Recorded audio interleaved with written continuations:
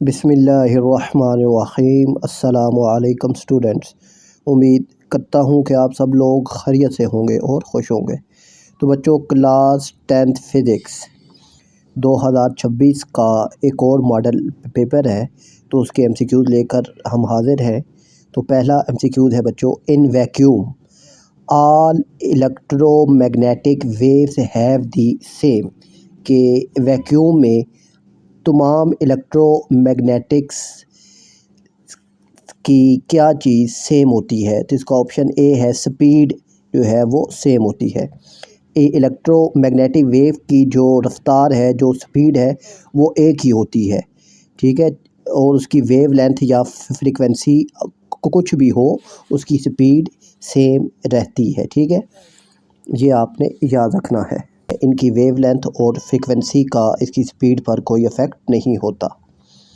दूसरा है बच्चों, the relationship between speed, frequency and wavelength of a wave is known as, कि speed, frequency और wavelength का जो रिलेशन है उसे ऑप्शन ए वेव इक्वेशन कहते हैं। V=F लैम्डा, ठीक है ना, इसे वेव इक्वेशन कहते हैं, ठीक है।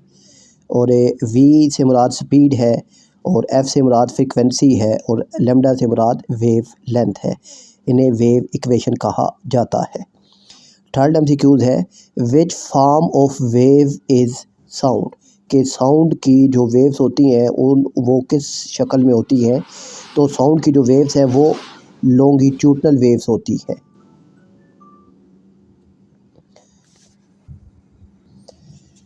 साउंड वेव्स मीडियम के पार्टिकल्स को पैरेलल लेकर आगे जाती हैं, इसलिए ये लॉन्गिट्यूडनल वेव्स होती है।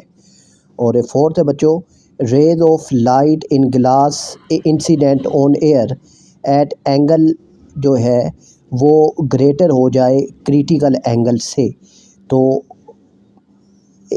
इसे ऑप्शन बी रिफ्लेक्ट ओनली इसका जवाब होगा, ठीक है। जब एंगल क्रिटिकल एंगल से ज़्यादा हो तो लाइट पूरी तरह ग्लास में रिफ्लेक्ट होती है, बाहर नहीं निकलती। और फिफ्थ है, according to Coulomb law if distance increase force will be decrease, option B है, ठीक है। कूलम लॉ के मुताबिक डिस्टेंस अगर इंक्रीज हो तो फोर्स डिक्रीज होती है, ठीक है ना। Coulomb law F directly inversely proportional होता है 1/r² के, ठीक है, कि डिस्टेंस बढ़ने से फोर्स कम हो जाती है। और सिक्स है बच्चों, more voltage applied to an ohmic conductor result is more current, ठीक है। V=IR, ये ओम लॉ है। ओम लॉ के मुताबिक वोल्टेज बढ़ने से करंट भी ज़्यादा फ्लो करेगा। सेवन्थ एमसीक्यूज़ है बच्चों, electromagnetism is the study of, electromagnetism is the study of magnet effect of current, option A इसका दुरुस्त है। इलेक्ट्रोमैग्नेटिज्म करंट और मैग्नेटिक फील्ड के इफ़ेक्ट को स्टडी करता है। और ऑप्शन एमसीक्यू नंबर 8 है कि logic gates are used in, option D है बच्चों, हाउस सेफ्टी के में इस्तेमाल होता है, ठीक है। सिक्योरिटी सिस्टम्स और अलार्म जो सर्किट्स होते हैं उनमें लॉजिक गेट्स इस्तेमाल होते हैं। नाइन्थ है, best mean of communication with satellite, तो इसका है option A microwaves. Microwaves atmosphere से इजीली पास होकर सैटेलाइट से कनेक्ट करती हैं। और टेंथ है बच्चों, particle with greatest penetration power, तो सबसे ज़्यादा पेनिट्रेशन जो पावर है वो गैमा रेज में होती है, ठीक है। गैमा रेज एनर्जी ज़्यादा होती है और मटेरियल से इजीली पास कर जाती है। और 11th है बच्चों, voltage across 10 ohm resistor with 2 ampere current, तो इसका दूसरा ऑप्शन आएगा बच्चों ऑप्शन 20 वोल्टेज, क्योंकि V=IR है।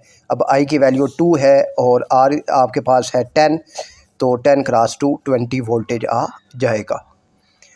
और 12th है बच्चों, step up transformer with turn ratio उसकी है 10, तो इसका बनेगा ऑप्शन सी, ठीक है ना।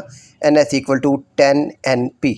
स्टेप अप जो ट्रांसफार्मर है ये वोल्टेज बढ़ाता है, तो इसलिए जो उसका दूसरा ऑप्शन है वो option C 10S equal to 10 NP है। मुझे उम्मीद है कि बच्चों ये MCQs आपको समझ आ गए होंगे। अपना ख्याल रखिएगा। अल्लाह हाफिज़।